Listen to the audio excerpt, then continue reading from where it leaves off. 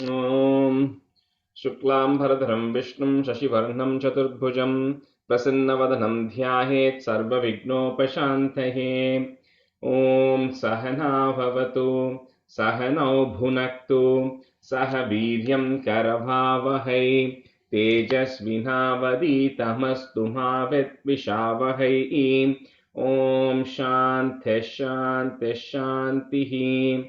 अगजानन पद्मार्कं गजाननमहर्निशम् अनेकदन्तं भक्तानाम् एकदन्तमुपास्महे। श्रीमहागणपतये नमः। गुरवे सर्वलोकानां भिषजे भवरोगिणां निधये सर्वविद्यानां श्रीदक्षिणामूर्तये नमः। अस्मद्गुरुचरणारविन्दाभ्यां नमः। वसुदेवसुतं देवं कंसचाणूरमर्दनं देवकी परमानन्दं कृष्णं वन्दे जगद्गुरुं। ज्ञानानन्दमयं देवं निर्मलस्फटिकाकृतिम् आधारं सर्वविद्यानां श्रीहयग्रीवमुपास्महे। श्रीहयग्रीवमूर्तये नमः। सरस्वती नमस्तुभ्यं वरदे कामरूपिणि विद्यारम्भं करिष्यामि सिद्धिर्भवतु मे सदा। श्रीमहासरस्वत्यै नमः। उमाकोमलहस्ताब्जसम्भावितललाटकं हिरण्यकुण्डलं वन्दे कुमारं पुष्करस्रजं। வெற்றிவேல் முருகனுக்கு ஹரஹரோஹரா. லோகவீரியம் மகாபூஜ்யம் சர்வரக்ஷாகரம் விபும் பார்வதி ஹிருதயானந்தம் சாஸ்தாரம் பிரணமாம்யகம். சுவாமியே சரணமையப்பா. வாகர்த்தாபிவ சம்பிருக்தௌ வாகர்த்த பிரதிபத்தயே जगतः पितरौ वन्दे पार्वती परमेश्वरौ। श्री पार्वती परमेश्वराभ्यां नमः। कोमलं कूजयन् वेणुं श्यामलोऽयं कुमारकः वेदवेद्यं परब्रह्म तस्मै श्रीगुरवे नमः। अस्मद्गुरुचरणारविन्दाभ्यां नमः। श्रीकृष्ण गोविन्द हरे मुरारे श्रीनाथ नारायण वासुदेव। श्रीकृष्ण गोविन्द हरे मुरारे श्रीनाथ नारायण वासुदेव। श्रीकृष्ण गोविन्द हरे मुरारे श्रीनाथ नारायण वासुदेव। पीताम्बरं करविराजितचक्रशङ्खकौमोदकी सरसिजं करुणासमुद्रं राधासहायम् अतिसुन्दरमन्दहासं वातालयेशम् अनिशं हृदि भावयामि। कृष्णो रक्षतु मां चराचरगुरुः कृष्णं नमस्ये सदा। कृष्णेनैव सुरक्षितोऽहमसकृत् कृष्णाय दत्तं मनः। कृष्णादेव समुद्भवो मम विभो कृष्णस्य दासोऽस्म्यहम्। कृष्णे भक्तिरचञ्चलास्तु भगवन्। हे कृष्ण तुभ्यं नमः। श्रीगुरुवायूरप्पा शरणं। नम्राणां सन्निधत्ते सततमपि पुरस्तैरणभ्यर्थितानपि अर्थान् कामानजस्रं वितरति परमानन्दसान्द्रां गतिं च। इत्थं निःशेषलभ्यो निरवधिकफलः पारिजातो हरे त्वं क्षुद्रं तं शक्रवाटी ध्रुममभिलषति व्यर्थमर्त्यव्रजोऽयं। श्रीगुरुवायूरप्पा शरणं। श्रीभट्टपादम् अनिशं हृदि भावयामि।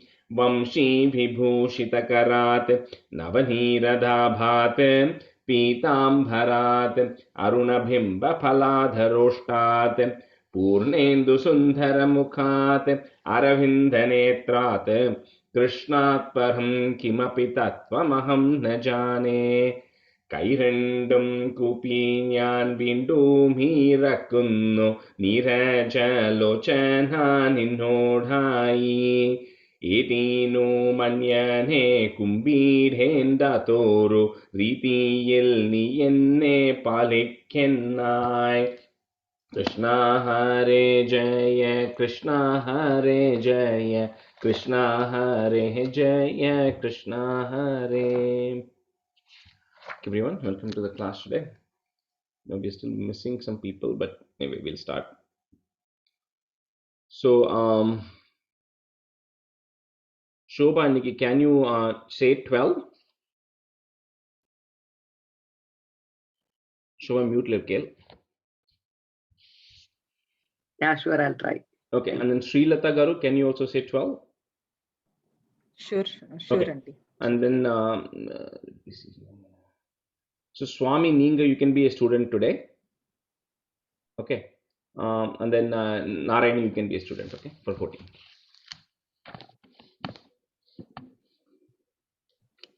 Shobha, want to start first? Sure. Swayambhuvo Manurato Janasargalilo Shilo, Janasarga Shilo. Janasargashilo Drishtva Mahim Asamaye Salile Nimagnam Trishtaramava Sharanam Bhavadangri Seva Tushtasayam Munijanai Saha Satyaloge Kattam Praja Srujati Maya Vanir Nimagna Stanam Saroja Bhavakalpaya Tat Prajanam Idyevamesha Khadito Manuna Swayambhuhu Amboruhaksha Tava Padayugam Vyachantit Aha Pipo Jalamaham Yapibhayam Purastad Adyapi Majjadi Mahi Kimaham Karomi Iddam Vidankri Yugalam Sharanangadosya Nasa Puda Samapava Shishukola Rupi. First, the third line, Ittam Twadangri Yugalam. Twadangri Yugalam Sharanam Yatosya, not Gatosya. Sharanam. Oh, Sharanam. Ittam Twadangri Yugalam. Okay. Sharanam Yatosya. Sharanam Yatosya. Yeah. Sharanam Yatosya. Okay, in the book, Tappa Kutrika Rajesh. Sorry. No problem. Yatosya and Martin Munada. Just change it. Ittam with Twadangri Yugalam Sharanama Yatosya Nasa Puda Samapava Shishukola Rubi Angushtamata Swapurat Adida Purastad Bhuyo de Kumbisatum Samarup Samadrum Padaswam Apretadavidam Udishya Bhavantamuttaihi Vishveradam Vidirakat Sasuno Biswaiha Swaihin முடியாது.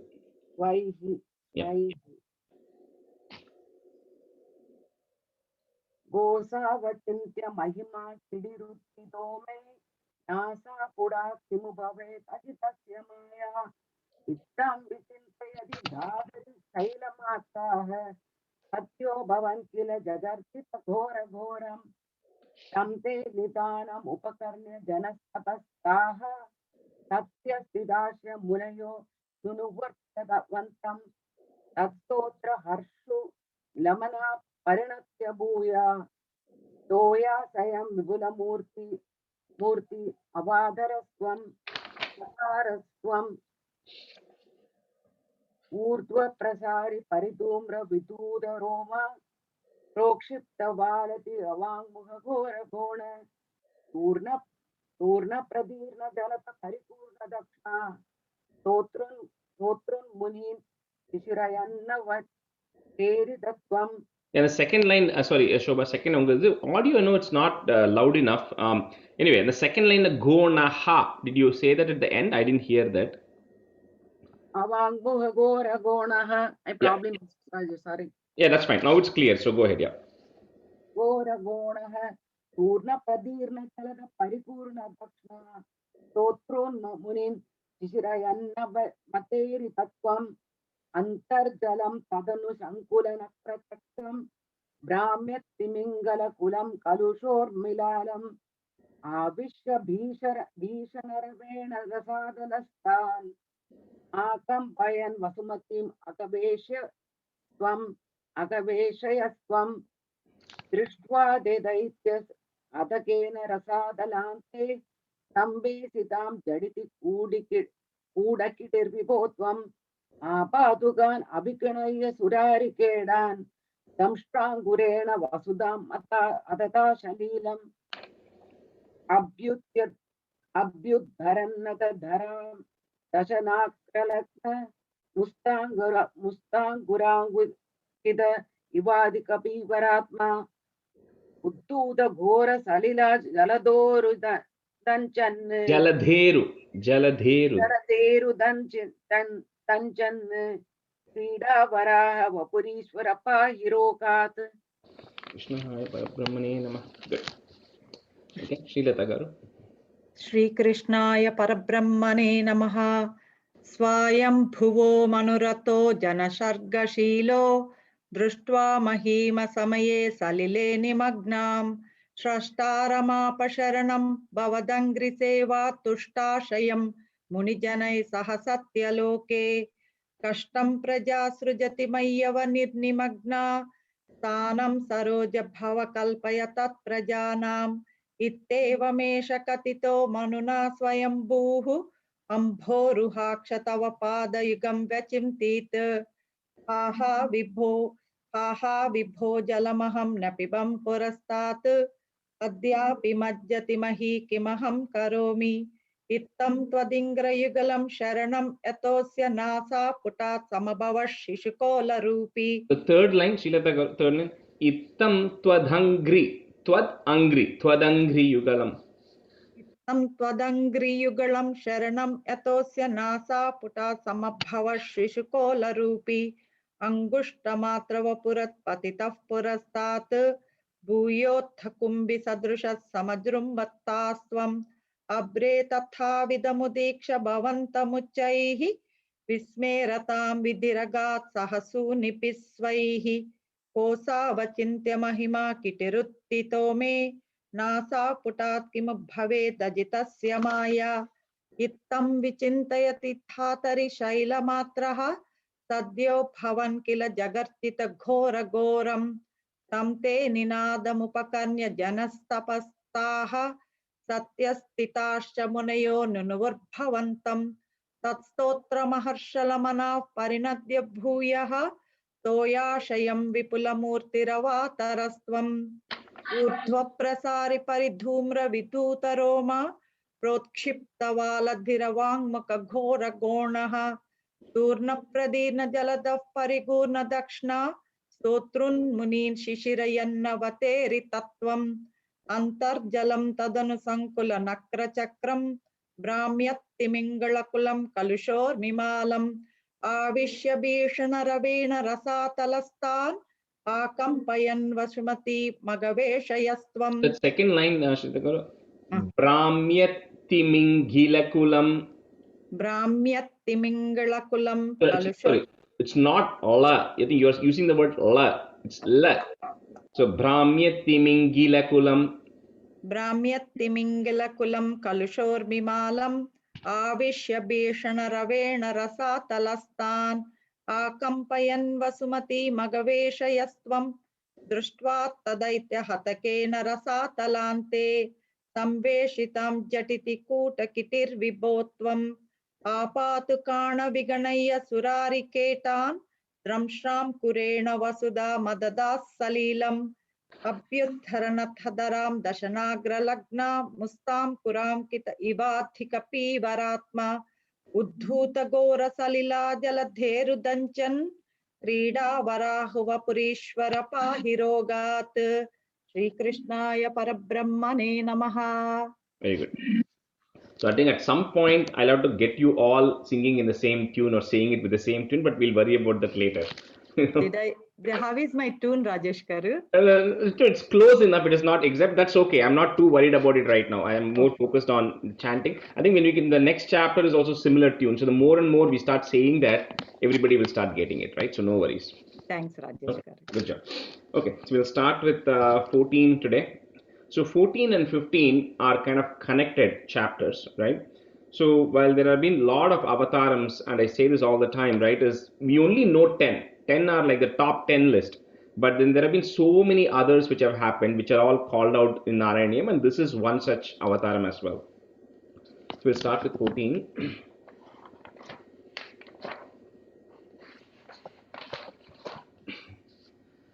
Samano smritathavakangri yugmaha Samanuh pankaja sambhavanga janma nijamantaramantaraya hiham charitam te katayan sukham ninaya.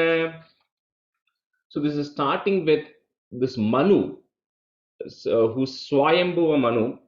This Swayambhuva Manu, he was then Nijam Antaram, he was in his own Manvantara. So before I get into the details of this, so just taking a step back, right? And we'll cover this in some other chapters as well. So the 4 yugas, the way we know, right, they're called Chatur Yuga. So together they constitute like 4.3 million human years, constitutes one Chatur Yuga. 1,000 such Chatur Yugas constitute one kalpa for Brahma. You can think of it as a day for Brahma, but it's like a kalpa for Brahma.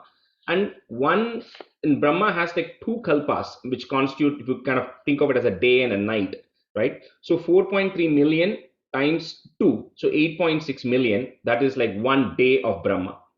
And then Brahma, 360 days constitutes a year, and 1,000 such years of Brahma, right, is kind of, Brahma has 100 years. So 360 times that 8.6 million gives 1 year of Brahma, and he lives for 100 such years.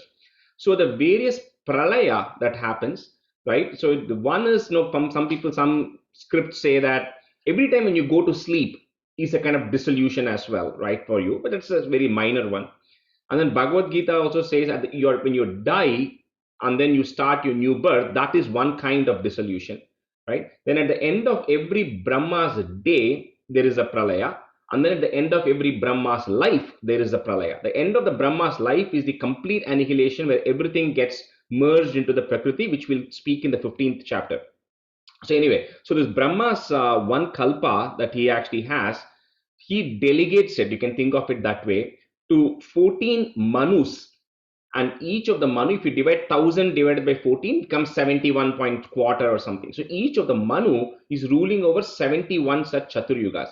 So when we say Sankalpam, we say Vaivaswada Manvantare Ashtavimshalitame, because this Manu is Vivaswan, which is sun, that Manu. So Vaivaswada Manu is this Manu, who's currently ruling this Chaturyuga. So in this case, the Manu is Swayambhuva Manu, who was the first Manu. So when that first Manu, Swayambhuva Manu, was which was during his time when he was, he was busy and he was managing everything, and he was Pankaja Sambhavasya. So he was the son of the one who came from the lotus. The one who came from the lotus is Brahma. So his Brahma's son. And again, all of these are mind created sons, right? So when he was then ruling over that Manvantara, and Tavaka Angri Yugmaha, he was busy meditating on your lotus feet, O Krishna. So remember, Bhattacharya is always talking in first person, right? So he's saying he's busy meditating on your feet without any disturbances. And that is going on right now. So that is stanza 1. So samanusmrita tavakangri yugmaha. So tavaka angri, but say it together. Tavakangri yugmaha, comma. Samanuhu is there. So put a if F to join. Samanuf pankaja sambhavanga janma. The next is Nijam Antaram Antaraya. There are 3 words in there, but you can say it together. You can say it's Nijam Antara Mantaraya, or if you want to break it, you can break it at Nijam Antaram Antaraya Hinam, comma, Charitam Te Kathayan Sukham Ninaya. Rajesh, if you don't mind, can you repeat Pankaja Sambhavanga Janma? Adu, can you break it? How do you break? Sure. So sa manuf, you got to put a F there to first join it to that next word. So samanuf pankaja, it is sambhava anga, 2 things together. So sambhavanga janma. Samanuf pankaja sambhavanga janma. Thank you. Yes. Samanus mritatavakangri yugmaha Samanuh pankaja sambhavanga janma Nijamantaramantaraya hinam Charitam te kathayan sukham ninaya. Narayani, you start பண்றீங்களா?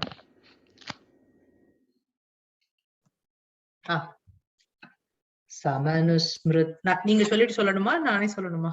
I said once, right? So you have to say twice. Oh, okay. Samanusmrtatavakaङ्घ्रियुग्मः समनुपङ्कजसम्भवाङ्ग जन्मा निजम अन्तरम् अन्तरायहीनं चरितं ते कथयन् सुखं निनाय समनस्मृततावकाङ्घ्रियुग्मः समनुपङ्कजसम्भवाङ्ग जन्मा निजमन्तरम् अन्तरायहीनं चरितं ते कथयन् सुखं निनाय समनुस्मृततावकाङ्घ्रियुग्मः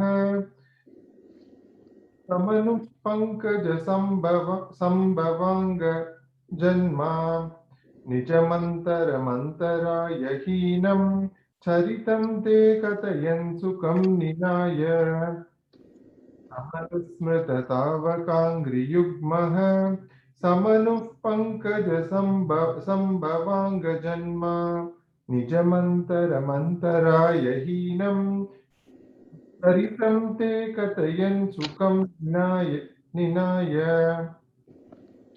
Stanza 2. समये खलु तत्र कर्दमाख्यो द्रुहिणच्छाय भवस्तदीयवाचा धृतसर्गरसो निसर्गरम्यं भगवंस्त्वामयुतं समासिषेवे.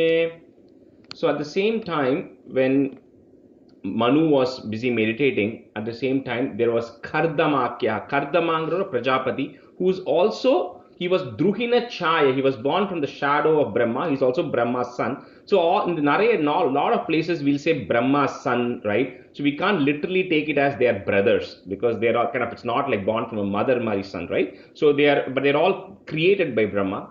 So this Kardama, who was born from the shadow of Brahma, he was very interested in creation. So following Brahma's words or guidance, he then was worshipping you, Sisheve, he was worshipping you, O Krishna, for Ayutam Samaha, for 10,000 years. Now this is in human years, like I said earlier, that could mean different in the Brahma years, right? So he was then meditating Krishna as well, Guru Arpan as well, or Vishnu, because he was also very interested in creation. So Brahma was guiding him of what to do. Samaye Khalu Tatra Kardamakyo, comma, Druhina Chaya. So after that, there are two chas. There's a small half cha, and then there is a cha, right? So Druhina Chaya Bhavas Tadiya Vacha Dhrita Sarga Raso Nisarga Ramyam, comma, Bhagavams Tvam Ayutam, Samaha is there, so put a is to join it. Samas Sisheve.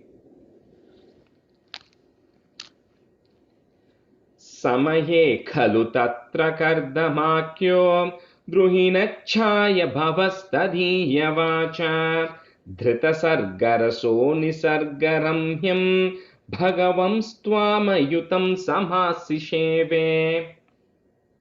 Samaye kalu tatra kartamakhyo druhinachaya bhavastati yavacha dhritasargaraso nisargaramyam bhagavamstvam ayutam sisheve. Bhagavamstvam. Oh, Bhagavamstvam ayutam samas sisheve. Sama sisheve. Yeah. Sisheve. Okay. Samaye kalu tatra kartamakhyo druhina chaya bhavastati yavacha dhrita sargaraso nisargaramyam bhagavastvam ayutam samasisheve.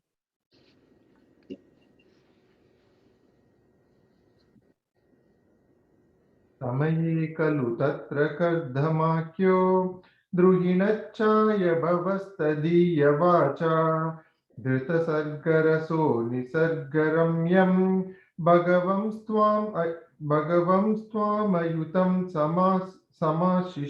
शिशेवे समये खलु तत्र कर्दमाख्यो द्रुहिणच्चाय भवस्तदीयवाचा धृतसर्गरसो निसर्गरम्यं भगवं स्वामयुतं समाशिष्येवे. So on the last word, be careful. It is C, she. So the first one has to be like C. Next is she. Okay. So just be careful when you're saying that last word. Samashisheve. Yeah. Third stanza. Garudopari kalamegakambram vilasatkeli sarojapani padmam hasitollasitananam vibhotvam vapuravish smakardamaya. So now Kardama is meditating, right? Because he wants a boon from the Lord, because he wants to also be involved in creation, other things.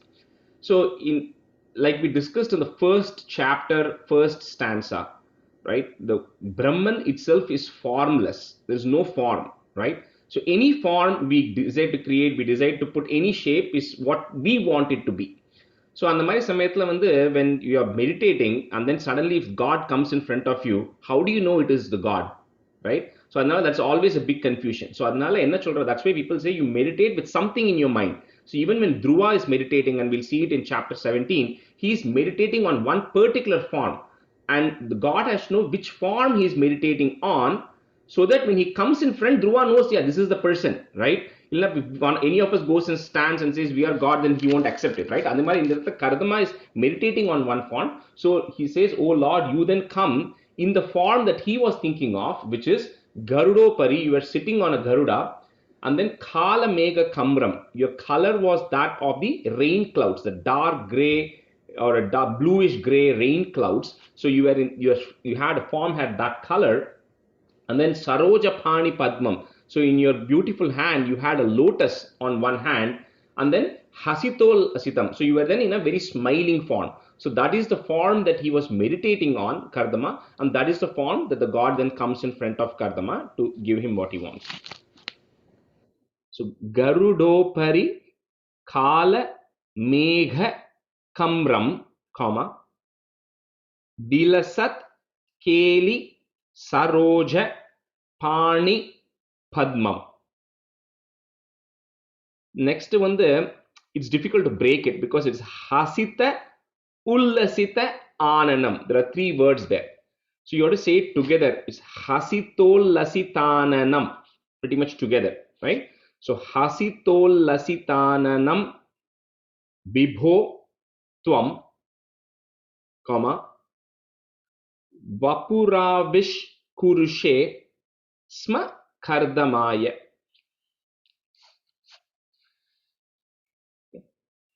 Garudopari kalameghakamram vilasatke sarojapani padmam hasitollasithananam vibhotvam vapuravish smakardamaya. Garudopari kalameghakamram vilasake lisarojapani padmam hasito lasito nanam vibhotvam vapur avish kurushe smakardamaya. The third line, Nayani. Hasito, first one is to. Hasito lasitananam.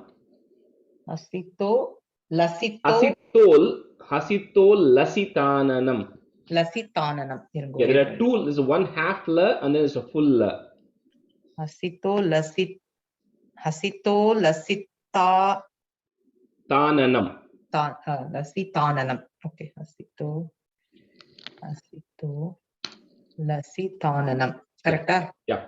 Okay.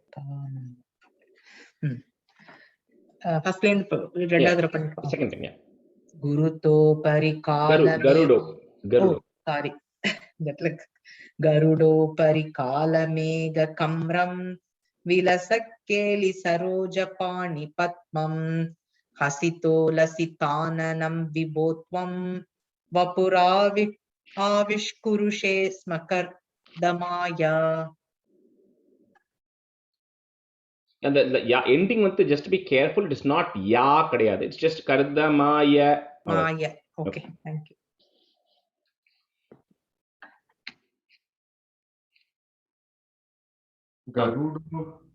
गरुडोपरिकालमेघकम्रं विलसत्केलिसरोजपानिपद्मं हसितोल्लसिताननं विभो त्वं वपुराविष्कुरुषे स्म कर्दमाय गरुडोपरिकालमेघकम्रं विलसत्केलिसरोजपानिपद्मं हसितोल्लसिताननं विभो त्वं कुरुषे स्म कर्दमाय. Stanza 4. स्तुवते पुलकावृताय तस्मै मनुपुत्रीं दयितां न वापि पुत्रीः कपिलं च सुतं स्वमेव पश्चात् स्वगतिं चाप्यनुगृह्य निर्गतो भूः. So then when the god is coming in front of Kardama, so he has his hair is standing, he's getting this horripilation all over his body because the god has come. He's been meditating for 10,000 years, right? And when the god asks, what do you want? So he says, I want a son just like you. So then the god says, you cannot have a son just like me, but I myself. So here he says is Swayameva, I myself will be born to you, right? As your son.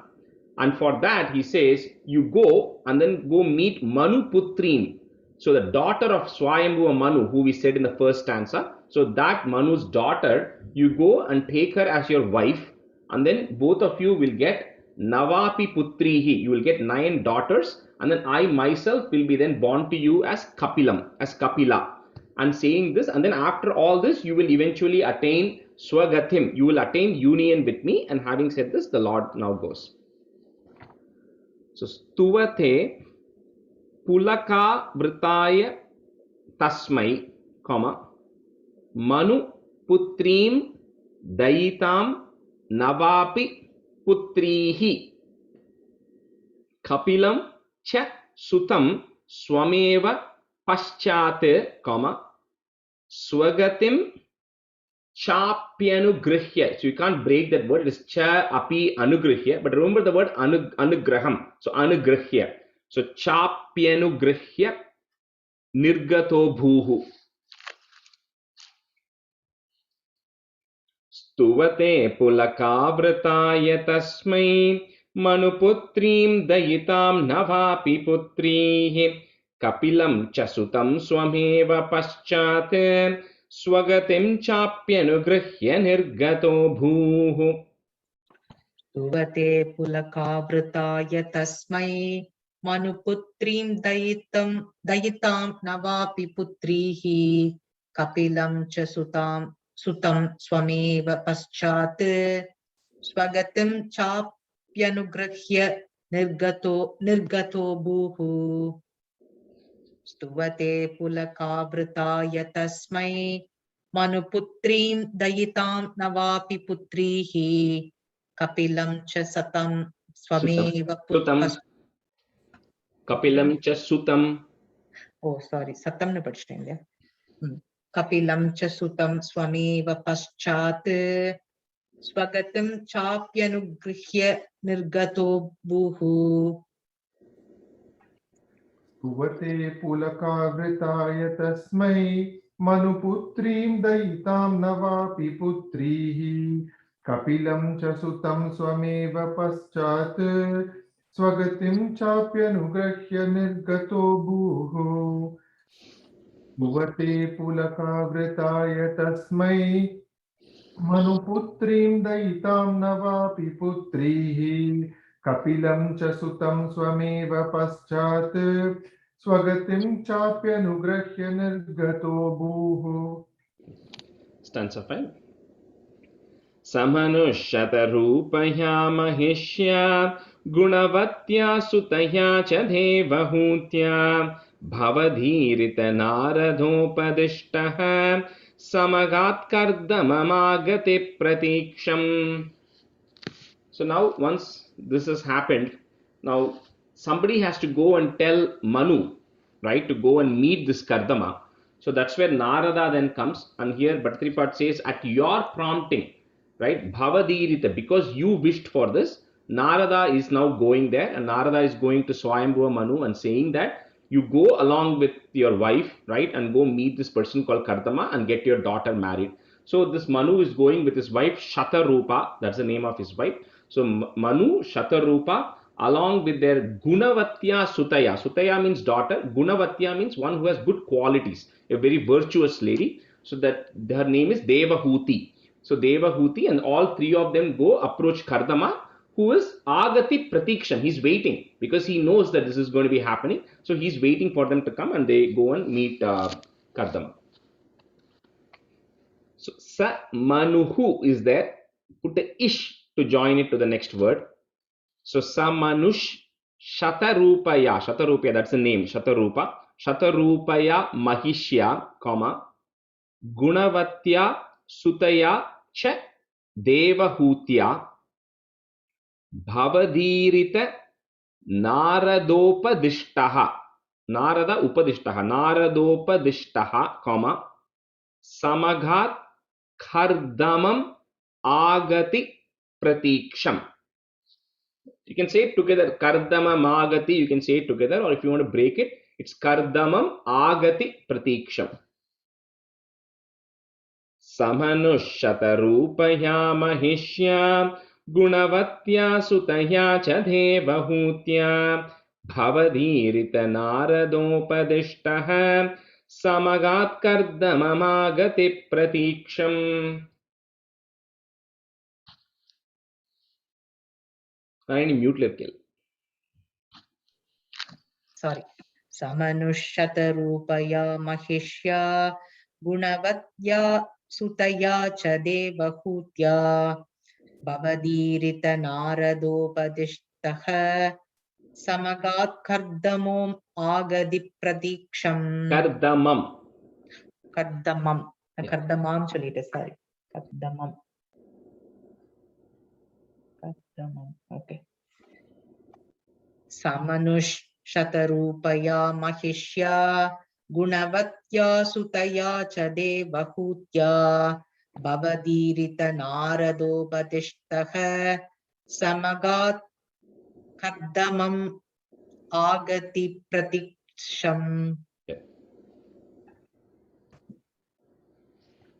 Samanushyatarupaya Mahishya Gunavatya Sutaya Cha Devahutya Bhavadirita Naradopadishtaha Samagat Kardamamagati Pratiksham. Samanushyatarupaya Mahishya Gunavatya Sutaya Cha Devahutya Bhavadirita Naradopadishtaha Samagat Kardamamagati Pratiksham. Pratiksham. Pratiksham. Stanza 6. Manuno Pahritam Cha Devahutim Taruni Ratnamavapya Kardamosau Bhavadarchana Nirvritopi Tasyam Dhridashushanaya Dadhau Prasadam. So the Devahuti, like we said earlier, is Taruni Ratnam. So among all the women, she was like a jewel among all the women, right? And she was then given respectfully. Manu then gets her married to Kardama, who then, and Kardama then having got married now, he still continues, right? Is Bhavadarchana. So he continues to be constantly worshipping you, O Lord. And then remember this, the Devahuti also, if God itself is going to be born to her, so she also has to be a very virtuous person. So she was also then constantly helping him, and she was also very dedicated to that. And here Bhattripat just says Dadau Prasadam. So because of which Kardama was extremely happy and very pleased, because he's got a wife like Devahuti who was also worshipping the Lord along with him. So Manuno Pahritam Cha Devahutim, comma, Taruni Ratnam Avapya, or you can say it together, Ratnam Avapya Kardamosau Bhavadarchana Nirvritopi tasyam dridha shu shrushanaya. So you have to break it into three parts there. Dhrida shu, shu is a small shu. Shru, next is shru. So shrushanaya dhadau prasadam. Manunopahritam cha devahutim taruniratnamavapya kardamosau bhavadarchana nirvritopi tasyam dhrida shushushanaya dhadau prasadam.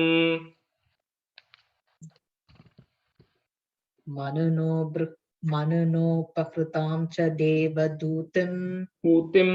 devahootim taruniratnam avapya kardamosau bhavadarchana nirvritopi tasyam shrushanaya tadau prasadam.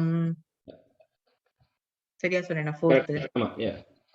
Manunopahritam cha devahutim taruniratnam avapya kardamosau bhavadarchana nirvritopi tasyam dridashushrushanaya tadau prasadam. And you're using Sanskrit or Tamil? நான் சான்ஸ்கிரிட்டும் இங்கிலீஷும் வச்சுட்டு இருக்கேன். Okay, and it's because in some places like in the dadhau, right? So the in the first part of dadhau, the is just the. The next half, the dhau is the emphasis. Dadhau prasad, right? So it'll have the first the and then it'll have the. ஆமா, நான் இந்த சான்ஸ்கிரிட்ல ஆமா ததௌ. So dadhau. Dadhau. Okay. Thanks. Manunopahritam cha devahootim taruniratnamavapya kardamosau bhavadarchana nirvritopi tasyam dridashushrushanaya dadhau prasadam. Manunopahritam cha devahootim taruniratnamavapya kardamosau bhavadarchana nirvritopi tasyam dridashushrushanaya dadhau prasadam. Stanza 7. Sapunastwadupasana prabhavate dayita kama krite vimane vanita kula sankulho navatma vyaharadheva pateshu devahutya. So because Devahuti was such a dedicated wife and a very virtuous one, so she had a wish, and so to fulfill that wish, so Kardama here, because of Tvat Upasana Prabhavat, so because of all the meditation that he's been doing to you, because of the benefit of it, the Prabhav, the benefits coming out of that meditation, for fulfilling Devahuti's wishes, it says here Nava Atma, he takes on a new body. Right, because they were sages, ancient saints, so maybe they were able to do that. And then it says here, Krite Vimane, and in an aerial vehicle, they then leave this world and then they actually go to the Deva Pateshu. They go to the region of the gods, which is in a different planetary system altogether, plane altogether. So they go there and then he's spending time with Devahuti in that other place because Devahuti wanted to visit it. So, Sa Punas Twadupasana. So Tvat Upasana. Twadupasana Prabhavat. So put a it at the end of that line. First the it at the end of that line, comma. Next line in Sanskrit, you will have two thus. In that's the case, remove one of the out because we moved it as it to that first line. So the second line starts with Dayita. Just one the. Dayita Kama Krite Vimane Vanita Kula Sankulo Navatma, comma Vyaharad Deva. So there are two thus there again. So the first the you say it with Vyaharad. So Vyaharad Deva Pateshu Devahutya. Deva Pateshu is the garden of the gods. Sapunastwadupasana prabhavat dayita kama krite krite vimane vanita kula sankulo navatma vyaharadheva patheshu devahutya. Sapunastwadupasana prabhavat dayita kama krite krite vimane vanita kula sankulo navatma vyaharat devapateshu devahutya. And the first ஒரே small correction. The first line, right? Pasana, not pasana. It's just a na, just a regular na there. Pasana. Yeah. Sapunastwadupasana prabhavat dayita kama krite krite vimane vanita kula sankulo navatma vyaharat devapateshu devahutya. स्वपुनस्त्वदुपासन प्रभावात् दयिता काम कृते कृते विमाने वनिता कुल संकुलो नवात्मा व्यहरद्देव पतेषु देवहूत्या सपुनस्त्वदुपासन प्रभावात् दयिता काम कृते कृते विमाने वनिता कुल संकुलो नवात्मा व्यहरत् देवपतेषु देवहूत्या. Stanza 8. शतवर्षमतव्यतीत्य सोह्यं नवकन्याः समवाप्य धन्यरूपाः वनयानसमुद्यतोऽपि कान्ताहितकृत्वज्जननोत्सुकोऽन्यवात्सीत्. So then there they spent Shatavarsham, they spent 100 years in the planetary system together, and then Kardama and Devahuti get Nava Kanyaha, they get 9 daughters. So that's what, if you remember that earlier second or third stanza, right, where he was blessed with it. So they get 9 daughters who were Dhanya Rupaha, who were very beautiful. So he gets 9 beautiful daughters. And then when all this was done, then Kardama was like, okay, I'm done and I'm going to now retire and go to the forest, right? So Vanayana, he says, I'm ready to go to the forest. So at that time, he's then reminded by his wife Devahuti that Twajjana, that remember, we still have to get the Lord as our son. So you still have to wait. So because of that, she's forcing him to stay back, and then Kardama doesn't go to the forest and he stays back at home. So Shata Varshamata Vyatitya Soyam, comma, Nava Kanyaha is there. So put the is to join. So Nava Kanyas Samavapya Dhanya Rupaha Vana Yana Samudyatopi Dya. So Samudyatopi Kanta, and then put a plus to join with the next line. So third and fourth lines we're going to say it together. Kanta Hita Krit Twajjana Notsuko. Twajjana Notsuko. That has to be said together because it's the word na and utsuka is coming, so we can't break it. So Hita Krit Twajjana Notsuko Nyavat Seed. Shatavarshamatabhyatitya sohyam navakanyas samavapya dhanyarupah vanayana samudyatopi kanta hitakritva jananotsuko nyavatsit. Shatavashamatapyatitya soyam navakanya samavabhya dhanyarupaha vanayana samudyatopi kantahita kritvajana. நான் தப்பு தப்பா சொல்றேன், sorry. It's like so on that kanta, right? Like you are an expert in music, Narayanis, but I don't have to tell you. But on the kanta, you just stretch it a little bit, right? So vanayana samudyatopi kanta hitakrit, right? And to land properly. And then hitakrit twaj jan, there's a half j there, right? So twajjana notsuko.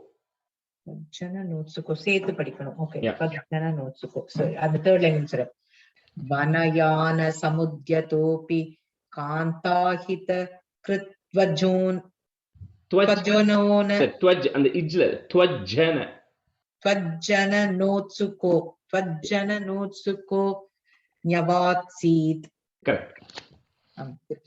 Shatavarshamatabhyatitya soyam navakanya samavabhya danyarupaha vanayana samudyatopi kantahita krit tvajjana notsuko nyavatsit. Correct.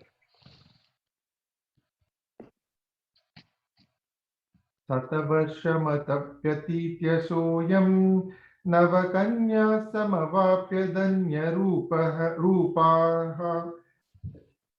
वनयानसमुद्यतोऽपि कान्ताहितकृत्वज्जननोत्सुको न्यवात्सीत् शतवर्षमतव्यतीत्य सोऽयं नवकन्या समवाप्य धन्यरूपाः वनयानसमुद्यतोऽपि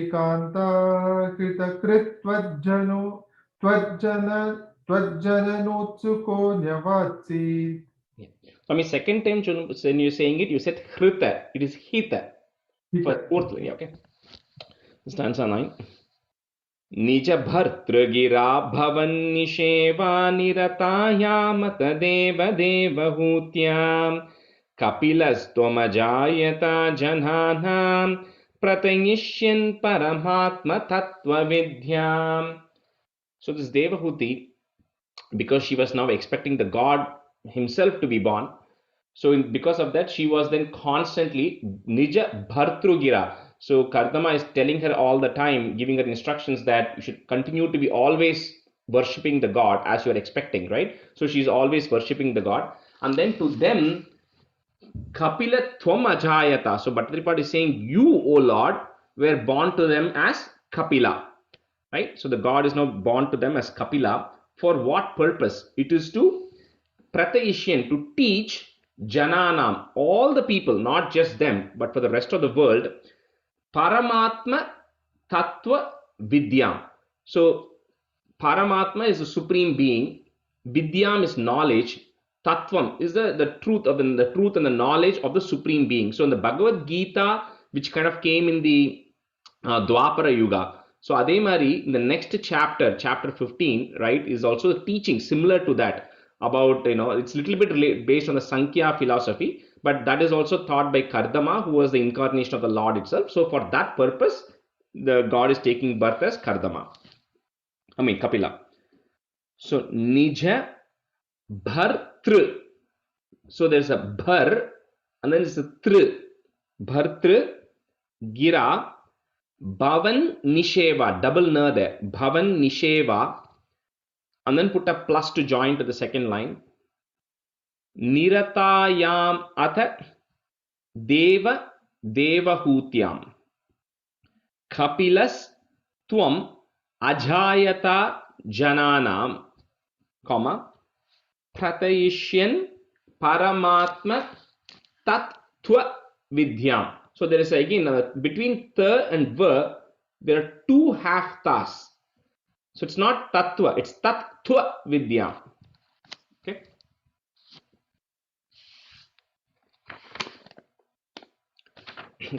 Nija bhartragira bhavan nisheva niratayam atadeva devahutyam kapilas tvamajayata jananam pratayishyan paramatma tattva vidyam.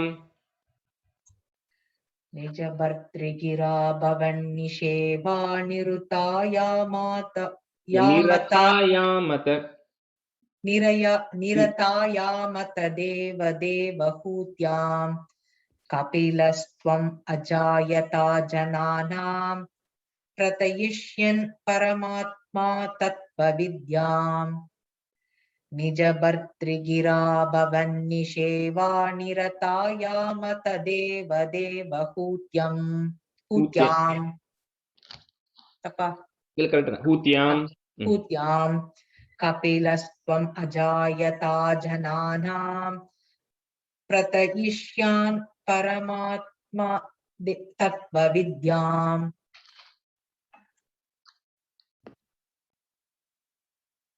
निजभर्तृगिरा भवन्निषेवा निरतायमता देवदेवहूत्याम् निरतायाम अथ निरतायामत देवदेवहूत्याम् कपिलस्त्वमजायता जनानां प्रतयिष्यन् परमात्मतत्त्वविद्याम् निजभर्तृगिरा भवन्निषेवा निरतायामत देवदेवहूत्याम् कपिलस्त्वम् अजायता जनानां प्रतयिष्यन् परमात्मतत्त्वविद्याम्. So stanza 10. वनमेयुषि कर्दमे प्रसन्ने मत सर्वस्वमुपादिशन् जनन्ये कपिलात्मक वायुमन्दिरेश त्वरितं त्वं परिपाहि मां गदौघात्. So after Kapila was born, then Kardama finally decides to retire again, and then he leaves to the forest. So Kardame Prasanne, he's happy now, so he then leaves. So you Upadishan, you instructed to Jananye, you instructed to your mother, Mata Sarvaswam, the entire philosophy, right? As Kapila, they taught your mother everything. So Kapilatmaka, so O Lord, you who was born as Kapila, Vayu Mandiresha, the one who is in the Vayu is air, right? Vayu. Mandira is temple, Isha is the Lord. So which is referring to Guru Ayurappan, right? The one who is the Lord of the temple of Vayu. So, O Lord of Guru Ayur. You know, Tvaritam means immediately, don't wait, right? Just instantly. Tvam paripahimam ghadogad. Please eliminate all the miseries and all the diseases I am having. Because you, one who was born as Kapila to teach this, O Lord of Guru Ayur, instantly relieve me of all the diseases and miseries I'm having. With this, Bhattacharya ends Dasakam 14. Vaname yushi kardame prasanne, comma, mata sarvaswam upadishan jananye. Sarvaswam upadishan jananye kapilatmaka vayu mandiresha, comma, Tvaritam tvam paripahi mam ghadau ghat. Vaname yushi kardame prasanne mata sarvaswamupadishan jananye kapilatmaka vayu mandiresha tvaritam tvam paripahi mam ghadau ghat. वनमेयुषि कर्दमे प्रसन्ने मत सर्वस्वम् उपादिशान् जनन्यै उपादिशन्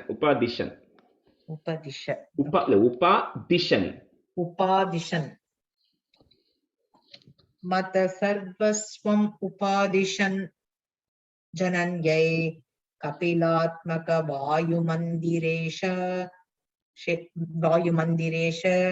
त्वरितं त्वं परिपाहि मां गतौघात्. वनमेयुषि कर्दमे प्रसन्ने मत सर्वस्वम् उपादिशन् जनन्यै कपिलात्मक वायुमन्दिरेश त्वरितं त्वं परिपाहि मां गतौघात्.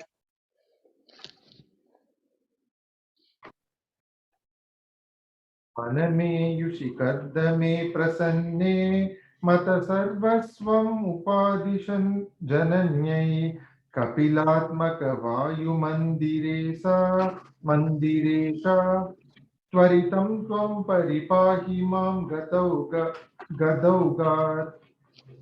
वनमेयुषि कर्दमे प्रसन्ने मत सर्वस्वम् उपादिशन् जनन्यै कपिलात्मक वायुमन्दिरेश मन्दिरेश त्वरितं त्वं परिपाहि मां गदौगात्. Shri Krishnaya Parabrahmane Namaha. That completes 14. So we'll be able to do another, I think, 4 stanzas of 15 based on what we did in the Thursday class. So in the next one, the Kapilopadeshaha, 15th chapter, is like heavy philosophy stuff. I want to say the meanings together. So today what we'll do is we'll just cover the 4 stanzas without the meaning. And then the next class, we will kind of, because it's a continuation, every shloka builds on each other, right, in the meaning. So I don't want to leave it at half in today's class. So we'll do 4 stanzas today, and then we'll continue with meaning next class. So in this chapter is of a slightly different tune. This is like the first chapter. So typically you will have, I think from what I've noticed is, maximum there are 3 different types of tunes, right? One, what we saw in the first chapter. Then maybe 12 and 14 are close enough, right? And then 15 is probably like one. And then there are a few other chapters which might have a different tune, but eventually you'll get used to it. When you see the length of the sentences, right, or the script, you'll kind of figure out what tune it is. So first one. Matiriha guna sakta bhanda kritteshva sakta tu amrita kridu parundhe bhakti yogastu saktim mahadanugamalabhya bhaktirevatra sadhya Kapilatanurite tvam devahutye nyagadihi. So the first 8 stanzas or something will always have the same last line. Kapilatanurite tvam devahutye nyagadihi. So you as Kapila said this to Devahuti. So you only have to learn like 3 lines, right? In everything. So matiriha guna sakta bandakrit teshva. So bandakrit, right? There are 2 thas, half ta and a big ta. So bandakrit teshva sakta tu. Put a tu there at the end of the first line, small tu and a comma. So bandakrit teshva sakta tu, comma. Next line, the twa that you have, twa, tva, remove it and make it a. So it becomes amrita kridu parundhe bhakti yogastu saktim mahadhanu gama labhya bhakti revatra sadhya, comma, kapila tanuriti tvam devahutyai nyagadihi. Matiriha guna sakta bhanda kritteshva sakta tu amrita kridu parundhe bhakti yogastu saktim mahadanugamalabhya bhakti revatra sadhya kapila tanurite tvam devahutye nyagadihi. Matiriha guna sakta bandakritteshva saktat Tu amrita bandakritteshva sakta tu vandirudhu. Andakritteshva saktatu. Yeah. Amrita kritu parunde bhakti yogastu saktim mahadanu gamalabhya bhakti revatra sadhya kapilatanuruditvam devahutyai nyagadihi.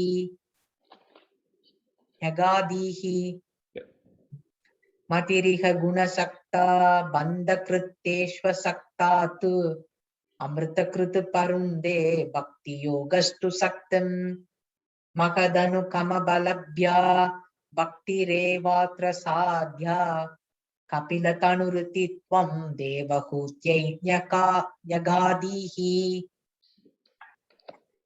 Matiriha guna sakta bandakritteshva sakta tu amrita kridu parunde bhakti yogastu saktim mahadanugamalabhya bhakti revatra sadhya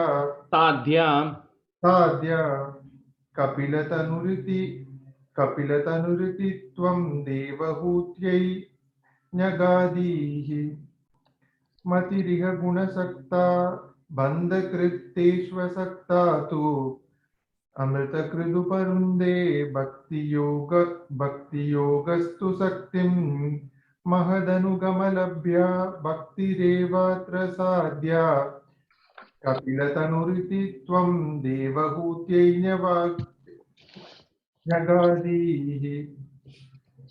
Stanza 2. प्रकृति महदहंकाराश्च मात्राश्च भूतानि अपि हृदपि दशाक्षी पूरुषः पंचविंशः इति विदित विभागो मुच्यते सौ प्रकृत्या कपिलतनुरिति त्वं देवहूत्यै न्यगादीः प्रकृति mahat. So remember the word mahat and ahankaram, right? When you put mahat and ahankaram together, it is mahadahankara. That's why you can't break it because it's two words joined together there. So prakriti mahadahankarascha, all the way till there together. Matrascha bhutani, add a small ni at the end of that line.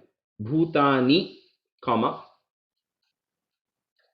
So next line, that nya, N-Y-A, nya that is there, remove it and put a.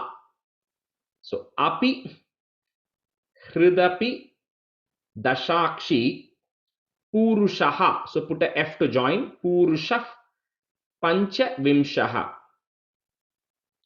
Iti vidita vibhago muchyate sau prakritya. In some books they had prakrityaha, but don't worry, just put prakritya there. If you have visarga, remove it off. Prakritya, comma, kapila tanurititvam devahutye nyagadihi.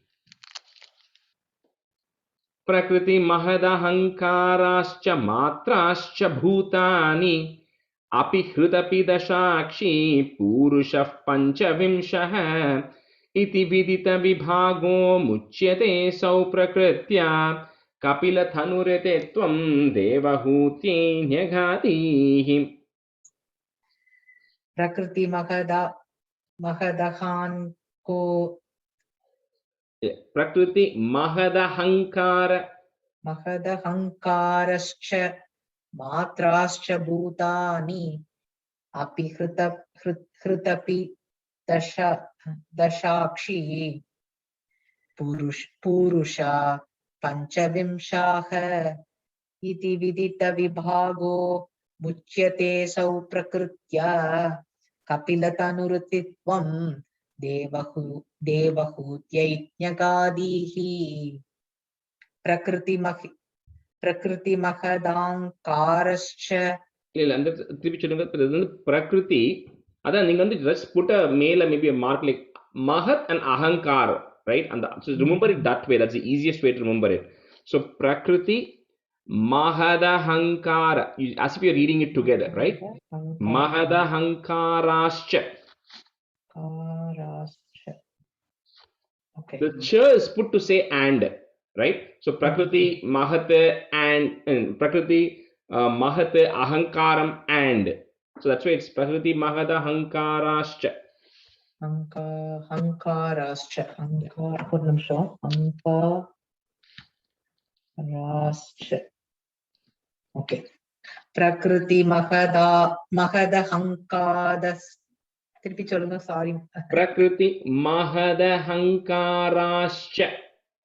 Mahadahankarascha. Yeah. Okay. I'm trying to write it in Tamil. சரியா வரல. Prakriti mahadahankarascha. Correct ஆகுதா?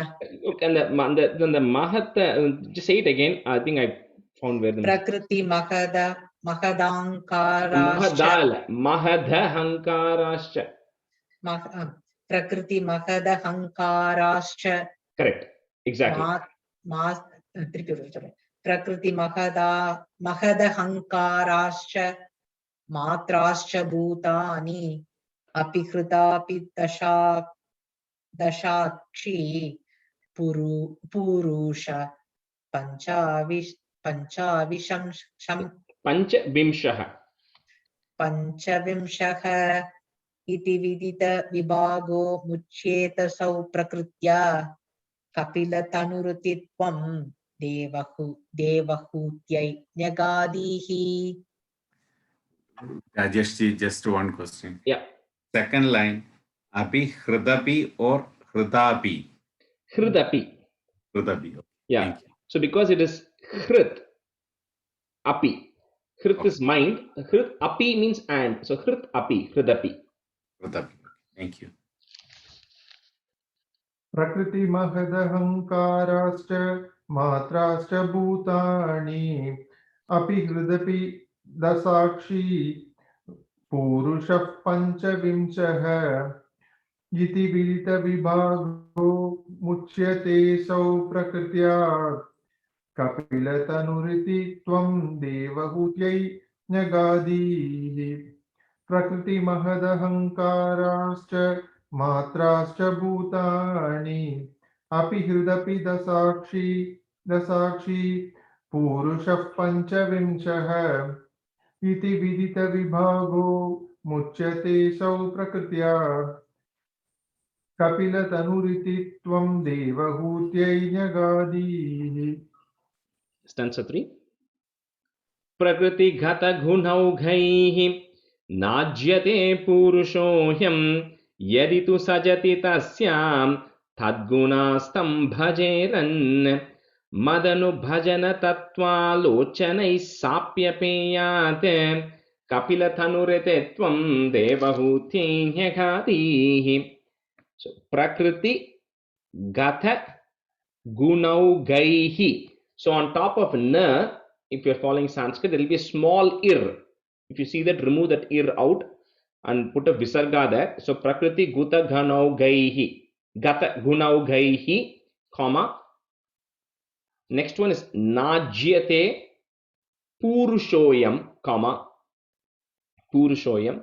Yadi tu sajati tasyam, comma. Tad gunastam bhajeran. Madanu bhajana tattva. So there's a double half ta there. Tattva lochanai.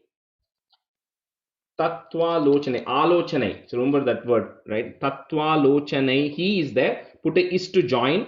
So Madanu bhajana tattva lochanais sapyapeyate, comma. Kapilatanurrititvam devahutye nyagadihi. Rajesh साप्य ते आता साप्य pay आता पेयात okay पेयात प्रकृतिगत गुणौघैः नाज्यते पुरुषोऽयं यदि तु सजति तस्यां तद्गुणास्तं भजेरन् मदनुभजनतत्त्वालोचनैः साप्यपेयात् कपिलतनुरिते त्वं देवहूत्यै न्यगादीः. प्रकृतिगतगुणौघैः नाज्यते पुरुषोऽयं यदि तु सजति तस्यां तद्गुणास्तं भजेरन् मदनुभजन तत्त्वालोचनैः साप्यपेयात्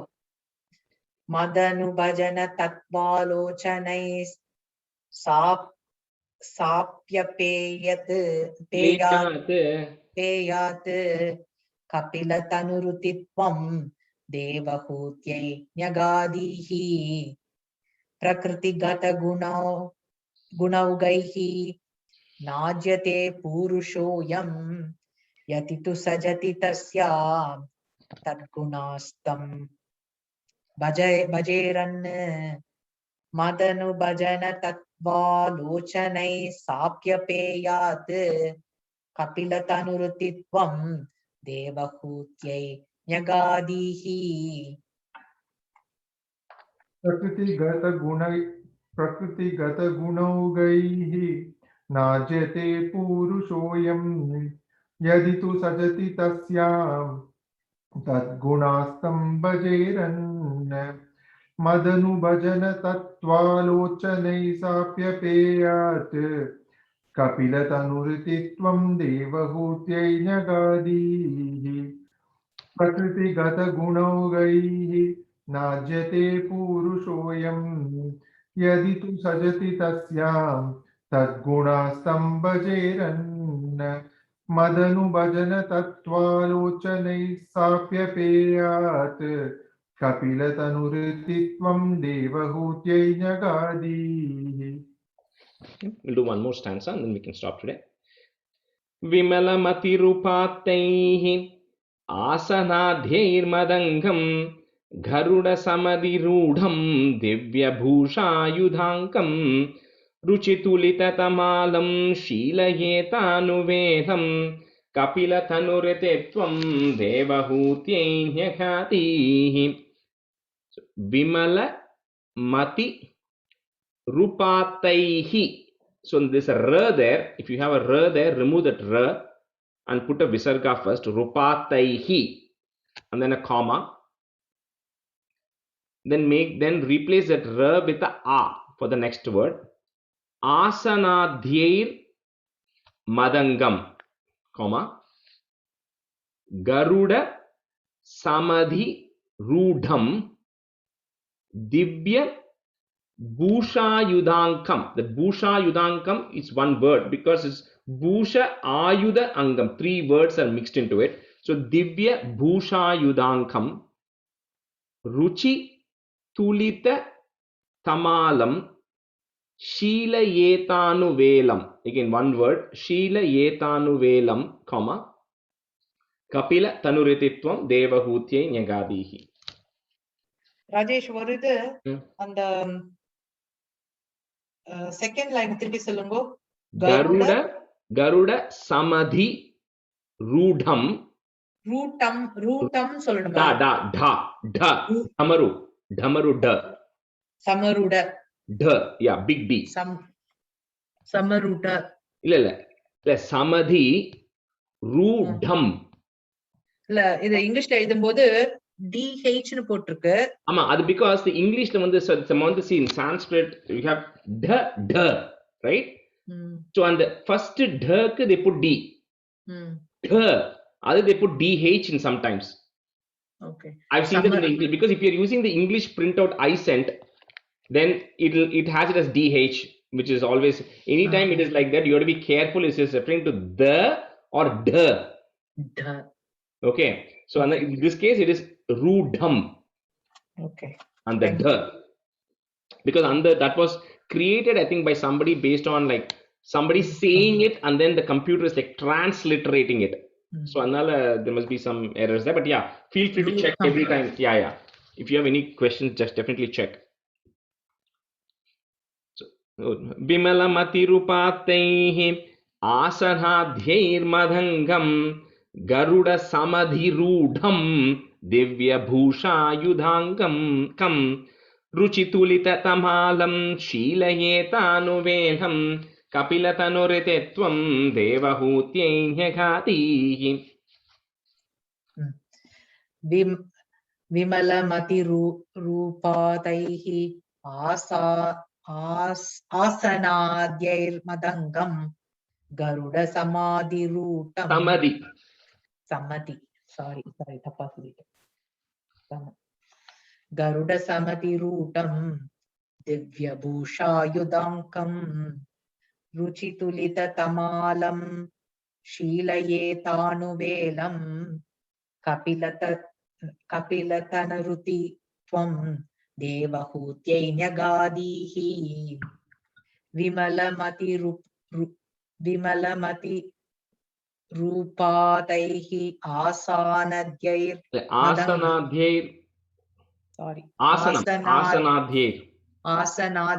Madangam Garuda Samadhi Rootam Divya Bhusha Yudankam Ruchitulita Tamalam Sheelayetanuvelam Kapilatanarutitvam Devahutyai Nyagadihi.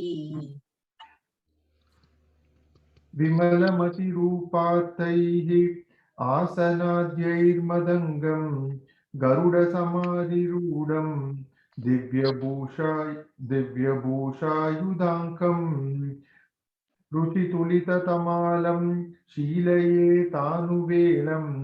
कपिलतनुरितित्वं देवहूत्यै न्यगादीः विमलमतिरूपात्तैः आसनाद्यैर्मदङ्गं